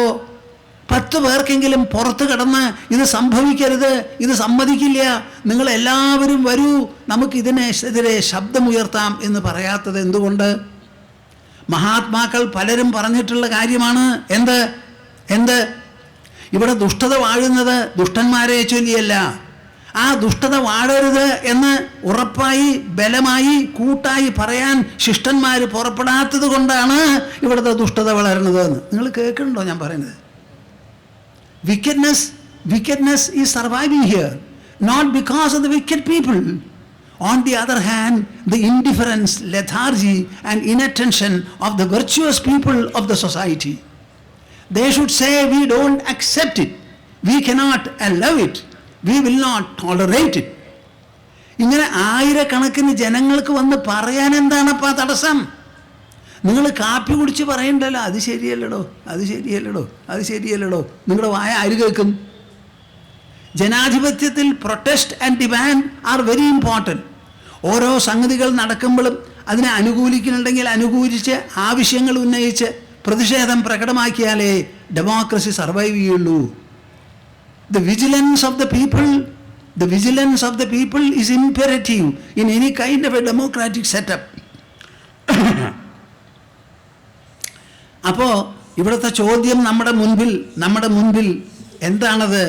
ഭരണത്തിൻ്റെ പരാജയത്തിന് പൗരൻ എന്ത് ചെയ്യാൻ കഴിയും? നമ്മൾ നിസ്സഹായരാണ്. നമുക്ക് പോലീസ് അധികാരമില്ല, ഒരാളെ തൊടാനുള്ള അധികാരമില്ല, ചോദ്യം ചെയ്യാനുള്ള അധികാരം പോലും നമുക്കില്ല. എപ്പോഴെങ്കിലും ഉണ്ടാവണമെന്നുണ്ടെങ്കിൽ നിവൃത്തിയില്ലാതെ നടന്നു എന്ന് മാത്രമേ ഉള്ളൂ. ഒരാളെ പിടിച്ചു നിർത്തി നമ്മുടെ മുൻപിൽ ഒരു അക്രമം കണ്ടു, അതിനെ തടഞ്ഞു നിർത്തി താൻ എന്തിനു ചെയ്തു എന്ന് ചോദിക്കാൻ അധികാരം നമുക്കില്ല. എനിക്ക് തോന്നുന്നില്ല അവിടുത്തെ നിയമം അനുവദിക്കുന്നുണ്ടെന്ന്. പക്ഷേ പോലീസിനെ ഇൻഫോം ചെയ്യാം, അവർ വന്ന് നടപടിയെടുക്കണം. അപ്പോൾ ഇവിടെ നമ്മുടെ പോലീസിൻ്റെയും സർക്കാരിൻ്റെയും പരാജയമാണിത്. നമുക്കൊന്നും ചെയ്യാൻ പറ്റില്ല. നമ്മുടെ നികുതി നമ്മൾ വേണ്ടതുപോലെ വഞ്ചിക്കാതെയും കളവ് ചെയ്യാതെയും ചതിക്കാതെയും കൊടുത്ത് മിണ്ടാതെ ഇരിക്കാനേ പറ്റുള്ളൂ. അവരുടെ കരങ്ങളെ ശക്തിപ്പെടുത്തി, സർക്കാരിൻ്റെ കരങ്ങളെ. അപ്പോൾ ഇതിനുള്ള മറുപടി പറയേണ്ടത് ആദ്യമായി ജനശബ്ദം, രണ്ടാമതായി നമ്മുടെ സുപ്രീം കോടതി. നിങ്ങൾ എത്ര പേര് തയ്യാറുണ്ട് സുപ്രീം കോടതിയിൽ ഒരു പെറ്റീഷൻ കൊടുക്കാൻ? നികുതിദായകന്മാരായ ഞങ്ങളുടെ മനസ്സ് കിടന്ന് ഉരുകയാണ് ചെയ്യുന്നത്. പെൺകുഞ്ഞുങ്ങളെ പീഡിപ്പിക്കുന്ന ഒരു സമൂഹത്തിൻ്റെ ഉള്ളിലാണ് ഞങ്ങൾ. ഈ വ്യവസ്ഥ മാറ്റിയേ തീരൂ. അതിനെന്താണ് വേണ്ടത്? പൗരന്മാർക്ക് അഭയം പ്രാപിക്കാൻ ഇവിടെ തെരഞ്ഞെടുത്ത പ്രതിനിധി സഭകളൊന്നും പ്രവർത്തനക്ഷമമല്ല, അല്ലെങ്കിൽ എക്സിക്യൂട്ടീവ്. ഞങ്ങൾ കഷ്ടപ്പെടുകയാണ്. എൻ്റെ തമ്പുരാക്കന്മാരെ, ന്യായാധിപന്മാരെ, നിങ്ങളിതിന് മറുപടി പറയൂ എന്ന് പറഞ്ഞ് സുപ്രീം കോടതിയിൽ ഒരു ഹർജി കൊടുത്താൽ അവർക്കതിൽ നടപടി എടുത്തേ തീരൂ. വീരപ്പനെ എങ്ങനെ പിടിപ്പിച്ചുവോ, പറഞ്ഞയച്ച സർക്കാരിനെ എങ്ങനെ തിരിച്ചു കൊണ്ടുവന്നുവോ 1-2 സ്റ്റേറ്റ്സിലെല്ലാം, അതേപോലെ മഹാരാഷ്ട്രയിലൊക്കെ ഉണ്ടായില്ലേ? അതേപോലെ അവർക്കിതിനുള്ള അധികാരമുണ്ട്. കൂട്ടരെ, മിണ്ടരുത്, മിണ്ടരുത്. നിങ്ങൾക്ക് പറയാനുള്ളത് പുറത്തു വരൂ. ഞങ്ങൾ ഭൂരിപക്ഷത്തിൽപ്പെട്ടവരല്ല, ന്യൂനപക്ഷത്തിൽപ്പെട്ടവരുമല്ല. ഞങ്ങൾ ന്യായപക്ഷക്കാരാണ്. ആ ന്യായപക്ഷം നടപ്പിലാക്കാൻ ബാധ്യസ്ഥരായിരിക്കുന്ന സർക്കാരിൻ്റെ മുൻപിൽ ഇതാ ഉന്നയിക്കുന്ന ചോദ്യം, ഇനി ഒരൊറ്റ പെൺകുഞ്ഞിനെ ഇവിടെ പീഡിപ്പിക്കരുത്. സർക്കാരിന് ഒരു തകരാറുണ്ട്. എന്താ അത്? കുറ്റം ചെയ്താൽ ശിക്ഷിക്കാനേ പറ്റൂ. കുറ്റം ചെയ്യാതെ ഇരിക്കാനുള്ള വ്യവസ്ഥ ചെയ്യാൻ ഒരു നിയമത്തിനും പറ്റില്ല. അതിലാണ് ഞങ്ങളെപ്പോലെയുള്ളവരുടെ സ്വാധീനം. സന്യാസിമാരിതിന് തയ്യാറാവുമോ? ഭൂമാനന്ദ സ്വാമിജിയുടെ തള്ളവിരലിൽ ജീവൻ ഉള്ളിടത്തോളം കാലം തയ്യാറാവും. ഞാൻ തയ്യാറാണ്. പക്ഷേ ഞാൻ തന്നെ ഇതിന് പുറപ്പെടില്ല. എന്നോട് വന്ന് അപേക്ഷിക്കണം. സ്വാമിജി, ഇങ്ങനെ ഒരു പ്രതിസന്ധിയുണ്ട്, ഞങ്ങൾക്കത് വേണ്ടതുപോലെ നയിച്ച് വേണ്ടതുപോലെ പോകാൻ മുഴുവൻ അറിയില്ല. സന്യാസിമാരുടെ സ്വാധീനമോ നേതൃത്വമോ ഉണ്ടെങ്കിൽ അത് നന്നായിരിക്കും, 1,000 ഇരട്ടി ഫലം ചെയ്യും. അതുകൊണ്ട് സ്വാമിമാരെ, നിങ്ങൾ വരണം എന്ന് പറഞ്ഞ് ബന്ധുരാനമതാം സദാം, അടുത്തു വന്ന് അപേക്ഷിക്കുന്നവരെ ബന്ധുവായി അവരോട് പെരുമാറുന്നതാണ് ഞങ്ങളുടെ സൗശീല്യം. അതുകൊണ്ട് ഞങ്ങൾ തള്ളിച്ചാടി പുറപ്പെടുന്നവരല്ല. കേരളത്തിലൊരു പ്രതിസന്ധി വന്നു. 2 മാസമായി ആ പ്രതിസന്ധിക്ക് പരിഹാരം കണ്ടില്ല. സ്വാമിജി, എന്താണ് വേണ്ടത്? ഇവിടെ ഹിന്ദുക്കൾക്കൊരു നേതൃത്വമില്ലല്ലോ എന്ന് നമ്മുടെ രാജശേഖരൻ എന്നോട് പറഞ്ഞപ്പോഴാണ് ഞാനുണ്ട്, ഞങ്ങളുണ്ട് എന്ന് പറഞ്ഞ് ഹിന്ദു നവോത്ഥാന പ്രതിഷ്ഠാൻ പോയത്. അപ്പോഴാണ് തട്ടുമാറിയത്. ഹിന്ദു നവോത്ഥാന പ്രതിഷ്ഠാൻ എന്തെല്ലാം പ്രസ്ഥാനങ്ങൾ ഏറ്റെടുത്തോ അതെല്ലാം വിജയിച്ചിട്ടുണ്ട്. ഒന്നിലും ഞങ്ങൾക്ക് പരാജയം സംഭവിച്ചിട്ടില്ല. എന്താ കാരണം? നിയമവിധേയമായേ ഞങ്ങൾ പ്രവർത്തിക്കുള്ളൂ. അധികാരികൾക്ക് വ്യക്തമായി നോട്ടീസ് കൊടുത്തേ പ്രവർത്തിക്കുള്ളൂ. ആദ്യമായി ഞാൻ ഗവർണർക്കൊരു എഴുത്തെഴുതി. സത്യമേവ ജയതേ എന്നതാണ് നമ്മുടെ മുദ്രാവാക്യം. അതിനനുസരിച്ച് പ്രവർത്തിക്കുന്നവരാണ് ഞങ്ങൾ. അത് ഉപനിഷത്തിൽ നിന്ന് എടുത്ത വാക്യമാണ്. ആ ഉപനിഷത്തുകളെ പൂർണ്ണമായി പ്രതിനിധാനം ചെയ്യുന്നവരാണ് ഞങ്ങൾ.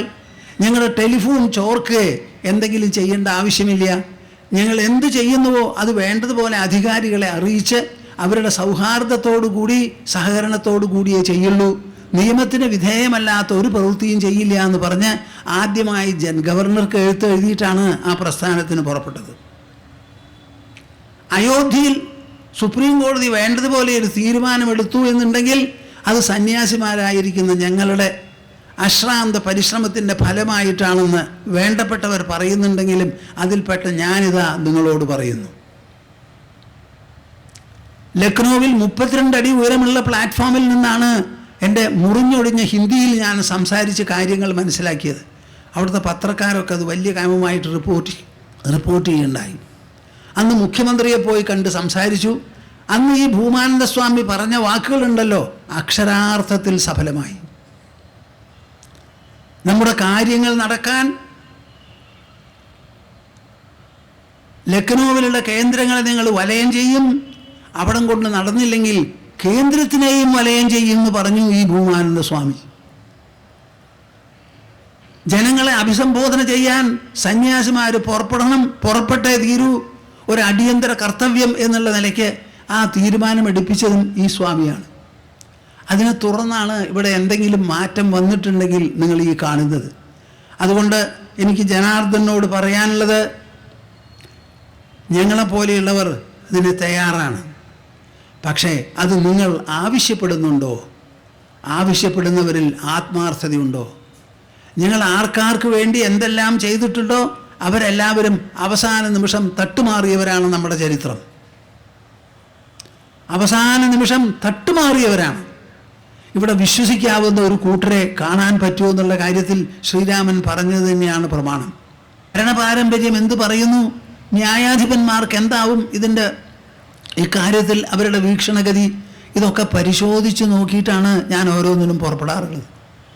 ഡൽഹിയിൽ വെച്ച് പാർലമെൻറ്റിൻ്റെ ഉള്ളിൽ പാർലമെൻറ്റേറിയൻ ശരിയല്ലാതെ പെരുമാറി മനസ്സ് മുഷിഞ്ഞപ്പോൾ ആരോ ചില എന്നോട് പറഞ്ഞു, അമേരിക്കയിൽ നിന്നാണ് ടെലിഫോൺ ചെയ്തത്, സ്വാമിജി ഈ കാര്യത്തിൽ എന്തെങ്കിലും ഒന്ന് ചെയ്യോ ചോദിച്ചപ്പോൾ ഞാൻ ചിന്തിച്ചിട്ടില്ല, ഇതൊക്കെ പഴയ കാലത്ത് ഞാൻ നടത്തിക്കൊണ്ടിരുന്നു, എന്നാലും ഞാൻ ഡൽഹിക്ക് ജ്ഞാനയജ്ഞത്തിന് പോകണു, ഒരു പക്ഷേ ഞാനൊന്ന് ആലോചിക്കട്ടെ എന്ന്.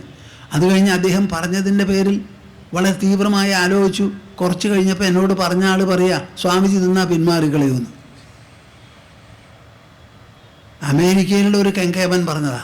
ആ മനുഷ്യൻ എന്നോടൊരു വാക്കതിന് ശേഷം സംസാരിച്ചിട്ടില്ല. അതുവരെ കൊതുകടിക്കണമായിട്ട് സംസാരിച്ചുകൊണ്ടിരുന്ന ആളാണ്. ഇവിടെ ആരെയാ വിശ്വസിക്കുക എന്ന് നിങ്ങളൊന്ന് പറയൂ. ആരെയാ വിശ്വസിക്കുക? അമ്മ പെറ്റ കുഞ്ഞുങ്ങൾ ആരെങ്കിലും ഉണ്ടോ വിശ്വാസയോഗ്യന്മാരായി? ശ്രീരാമൻ പറഞ്ഞു, നതു സ്വപ്നേപ്യസ്മി ജഗതി സുലഭോ നാദ്യസുജനഃ. ഇപ്പോൾ ജനാർദ്ദൻ്റെ കൂട്ടക്കാരും ആത്മതത്വ സമീക്ഷാ കമ്മിറ്റിയുടെ ആൾക്കാരും കൂടി ഞങ്ങളിങ്ങോട്ട് പുറപ്പെട്ട ആർക്കറിയാം ഈ ജനാർദ്ദനൻ തന്നെ തട്ടുമാറുമെന്ന്? എനിക്ക് പറയാൻ പറ്റില്ല. തട്ടുമാറാതെ ഇരിക്കട്ടെ എന്നാണ് എൻ്റെ അനുഗ്രഹം. അപ്പോൾ ഞാനുള്ളപ്പോൾ മാത്രം നിങ്ങൾ എന്നോട് ഈ വക കാര്യങ്ങൾ പറയരുത്. നമ്മുടെ സമാജം ക്ലേശിക്കുന്നതും ദുഃഖിക്കുന്നതും അവരെ ചൊല്ലിയാണ്, അവരുടെ ഗതികേട് കൊണ്ടാണ്, പൗരബോധമില്ലായ്മയാണ്. നമുക്ക് ഭരണഘടനയുണ്ട് നമ്മുടെ മുൻപിൽ നമ്മളെ സംരക്ഷിക്കാൻ. ആ ഭരണഘടനയെ വായിക്കൂ, പഠിക്കൂ, മനസ്സിലാക്കൂ, നമ്മുടെ അവകാശങ്ങൾ ഗ്രഹിക്കൂ.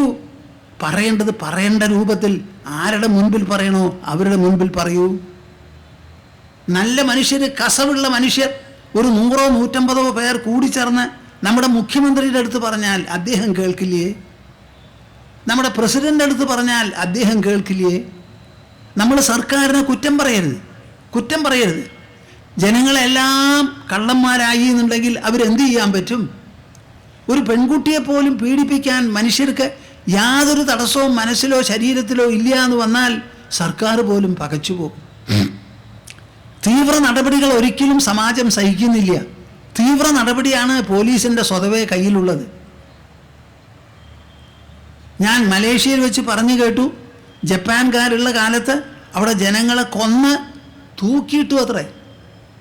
4 ശവശരീരം ഇങ്ങനെ തൂക്കി പബ്ലിക് സ്ഥലത്ത് കിടക്കുമ്പോൾ എല്ലാവരും തൊടപറച്ച് പിന്മാകും നിയമലംഘനത്തിൽ നിന്ന്.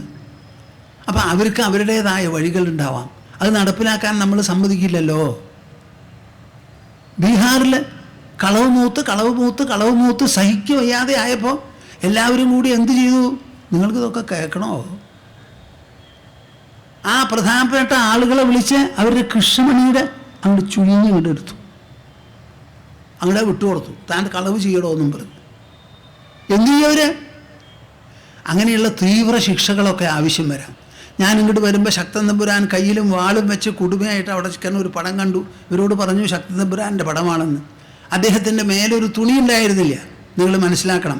ഒരു 2 മുണ്ട് അരയിൽ കെട്ടും, ഒരു വാളും, ഒറ്റയ്ക്കാണ് നടന്നുകൊണ്ടിരുന്നത്. എന്തായിരുന്നു അദ്ദേഹത്തിൻ്റെ കയ്യിലുള്ള ശക്തി? ആത്മബലം, നല്ലതേ ചെയ്യൂ എന്നുള്ള ബലം, സത്യബലം, ധർമ്മബലം, ആത്മബലം. ഞങ്ങൾക്കുള്ള വിശേഷത ഞങ്ങളുടെ തപസ്സാണ്.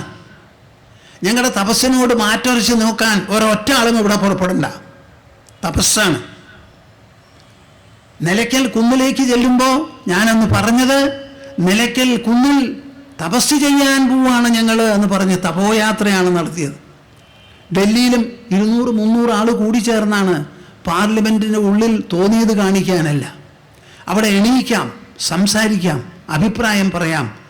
അധ്യക്ഷനെ നോക്കി, അംഗങ്ങളെ നോക്കിയല്ല, അധ്യക്ഷനെ നോക്കി സംസാരിക്കാം. ആ ഇമോഷൻ വരാതിരിക്കാനാണത്. അധ്യക്ഷനെ നോക്കി സംസാരിക്കാം. സംസാരിച്ച് വോട്ട് ചെയ്യണമെങ്കിൽ വോട്ട് ചെയ്യാം. അത് വിട്ട് ഒരു ഇമ്മ്യൂണിറ്റിയും പാർലമെൻറ്റേറിയൻസിനില്ല, അസംബ്ലിയിലുള്ളവർക്കുമില്ല. കസേര പൊട്ടിക്കാനോ ആ ഉൾത്തലത്തിലേക്ക് കടന്ന് വളഞ്ഞു നിൽക്കാനോ തടുക്കാനോ ഒന്നിനും അവകാശം ആർക്കും ഇല്ല. My dear souls, let us understand what is meant by a citizenly character, a representative character, behavior and interaction. ഒരു രാജ്യത്തിന് പെട്ടെന്ന് വിദ്യാഭ്യാസം ഉണ്ടായി എന്ന് വരില്ല. വളരെ സമയം അതിനു വേണ്ടി എടുത്തു എന്ന് വരാം. പക്ഷേ നമ്മുടെ നാട് പുരോഗമിച്ചുകൊണ്ട് തന്നെയാണ് ഇരിക്കുന്നത്. അപ്പോൾ ചുരുക്കത്തിൽ എനിക്ക് പറയാനുള്ളത്, നമ്മുടെ നിർഭയ കേസിൽ ചില ആൾക്കാരെ ജയിലിൽ പിടിച്ചടച്ചു. അവിടുത്തെ ജയിൽ പുള്ളികർ വരെ അവർക്കെതിരായി തീർന്നു. അവർ ചെയ്ത അക്രമത്തിൻ്റെ പ്രാബല്യം അത്രത്തോളമുണ്ട്, കാഠിന്യം. അങ്ങനെ സമാധാനപ്രിയന്മാരും ന്യായപക്ഷക്കാരുമായിട്ടുള്ള ബഹുശതം ജനങ്ങൾ ഭാരതത്തിൽ മുഴുവനും ശബ്ദമുയർത്തട്ടെ. ഇവിടെ ഇത്തരത്തിലുള്ള പീഡനം ഒരു മിനിറ്റ് പോലും പൊറുപ്പിക്കില്ല, നിൽക്കണമെന്ന്. അവരുടെ എല്ലാവരുടെയും കൂടി ഹൃദയത്തിൽ നിന്ന് വരുന്ന ആ കൂട്ടധ്വനി ഒന്ന് മാത്രം മതി മനുഷ്യൻ്റെ മനസ്സാക്ഷിയെ ഉണർത്തിക്കാൻ. ഇതാണ് എനിക്ക് പറയാനുള്ളത്. അതിന് സന്യാസിമാരെ ആവശ്യമുണ്ടെങ്കിൽ, പ്രിയപ്പെട്ട നാട്ടുകാരെ, പൗരന്മാരെ, നിങ്ങളെല്ലാവരും കൂടി കൂടിയാലോചിച്ച് നാരായണാശ്രമ തപോവനത്തിലേക്ക് ഒന്ന് വരൂ. ഇത് നേടിയെടുക്കേണ്ടത് ഞാനല്ല, ഞങ്ങളല്ല, നിങ്ങൾക്ക് വേണ്ടി ഞങ്ങൾ നേടിയെടുക്കാം.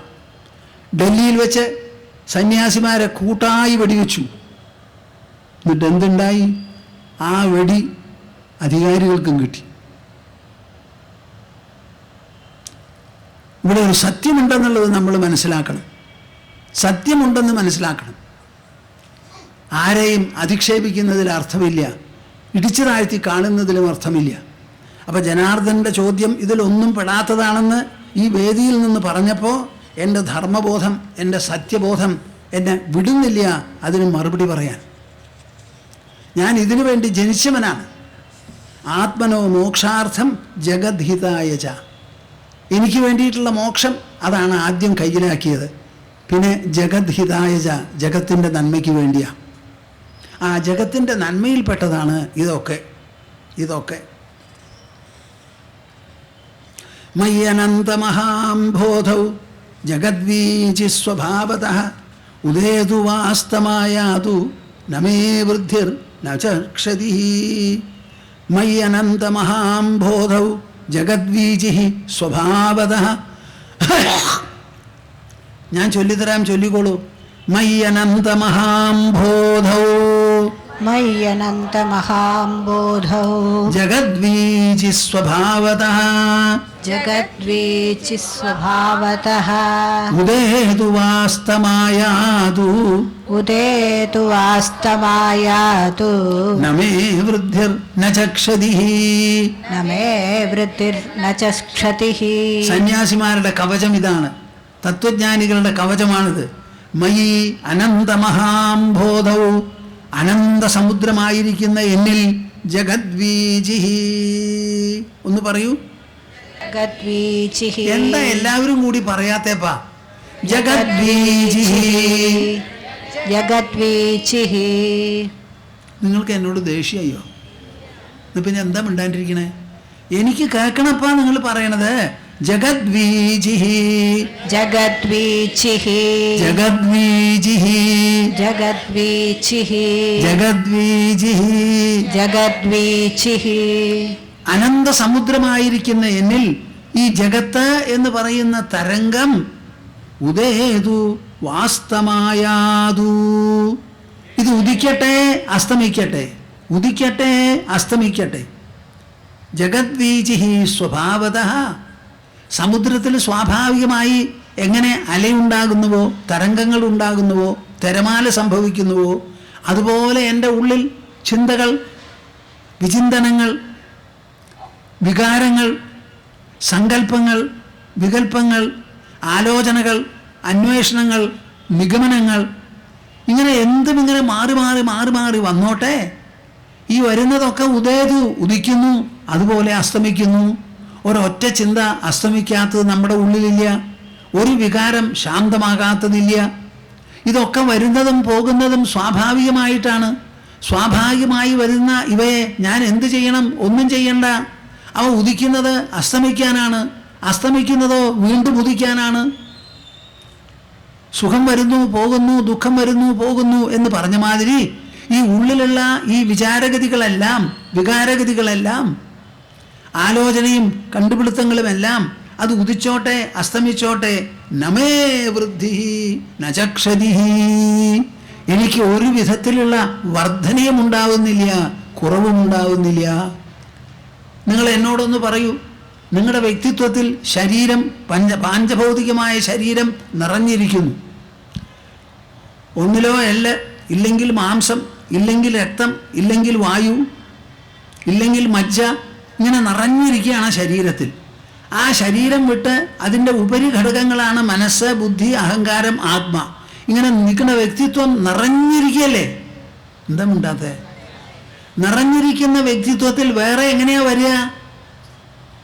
നിറഞ്ഞതാണെങ്കിൽ അവിടെ വല്ലതിനും സ്ഥലമുണ്ടോ? അപ്പം ഈ വരുന്ന ചിന്ത വരുന്നുണ്ടോ? ഇല്ല. പോകുന്നുണ്ടോ? അതുമില്ല. അതാണ് വന്നും പോയും ഇരിക്കുന്നത്. അവിടെ വന്ന് നിലനിൽക്കാനുള്ള സ്ഥലമില്ല, ഇടമില്ല.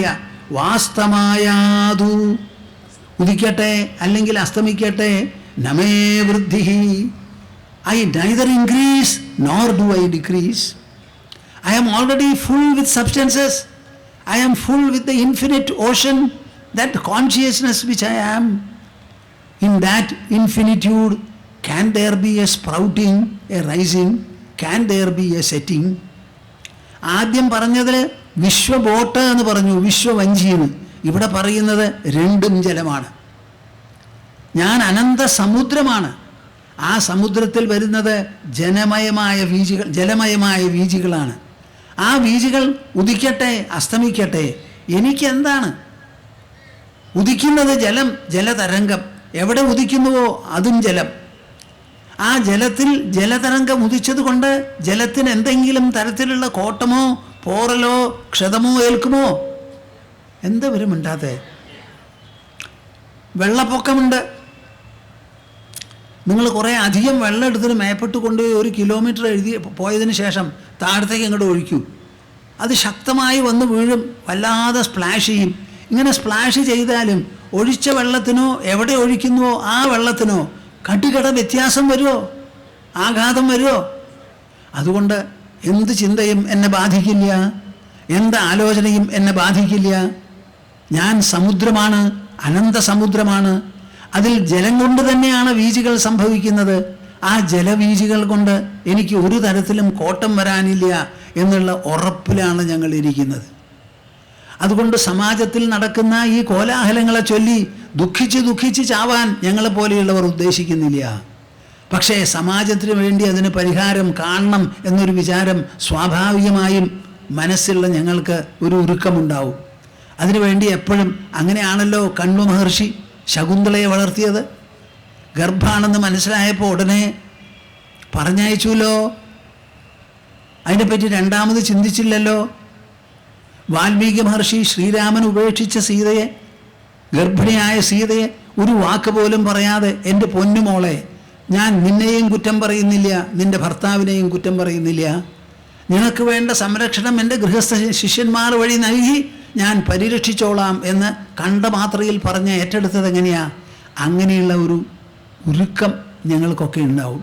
അതിൻ്റെ പേരിലാണ് ഞാൻ സംസാരിക്കുന്നത്, അല്ലാതെ വേറെ ഒരു നേട്ടത്തിനോ വിഷമം കൊണ്ടോ അല്ല.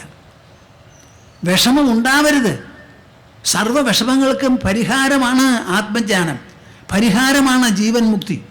ആ ജീവൻ മുക്തി കൈവരിച്ച ഒരാൾക്ക് ഒരു തരത്തിലും ഒരു കേടും ഒരു ഗ്രഹപ്പിഴയും ഉണ്ടാവില്ല.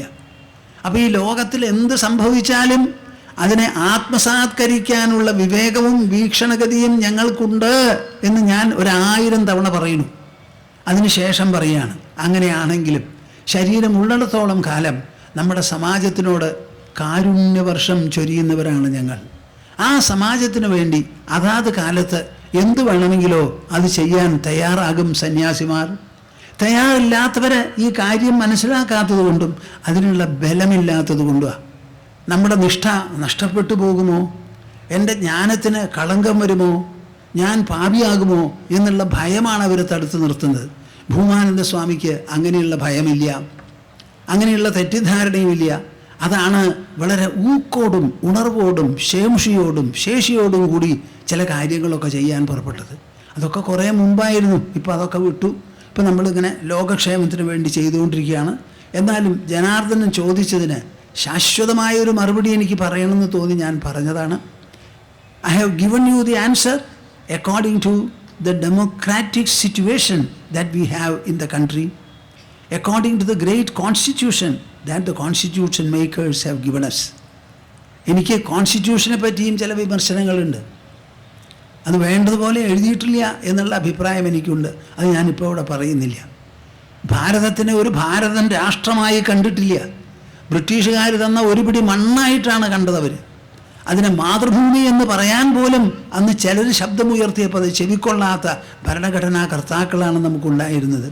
അപ്പം അതിനുള്ള ന്യൂനതകൾ ഒരു സന്യാസിയെ വിളിച്ച് ചോദിക്കുകയോ സംസാരിക്കുകയോ അവർ ചെയ്തില്ല. സന്യാസിമാരാണല്ലോ ഇവിടെ യുഗങ്ങളായി നമ്മുടെ പാരമ്പര്യവും പൈതൃകവും പരിരക്ഷിച്ചു വരുന്നത്. അതിലൊരു റെപ്രസെൻറ്റേറ്റീവിനെയെങ്കിലും വിളിച്ച് അംഗമായിരുന്ന് ഈ ഭാരതത്തിൻ്റെ കോൺസ്റ്റിറ്റ്യൂഷനിൽ നിങ്ങളുടെ ഒരു ഭാഗം ഉണ്ടാകട്ടെ എന്ന് പറയാനുള്ള ഔദാര്യമോ വീക്ഷണ ചാതുര്യമോ അവർക്കുണ്ടായില്ല. അതിൻ്റെ ഗതികേട് ഭരണഘടനയും അത് നടപ്പിലാക്കുന്നവരും അനുഭവിക്കുന്നുമുണ്ട്. ഒരു കാലത്ത് അത് പരിഹരിക്കും എന്നുള്ള വിശ്വാസത്തോടു കൂടി ഞാൻ തൽക്കാലം നിർത്താം. നമുക്ക് നാളെ കാണാം.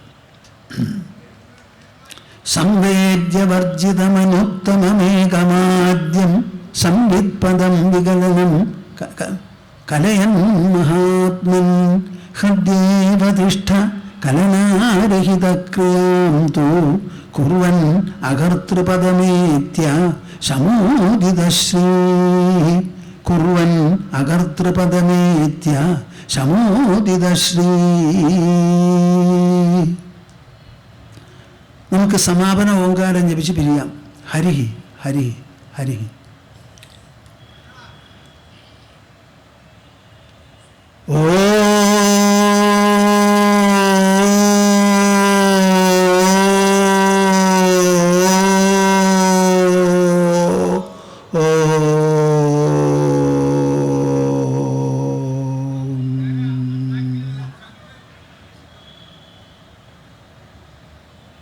ഹരി ഓം തത്സ്. ജയ ഗുരു.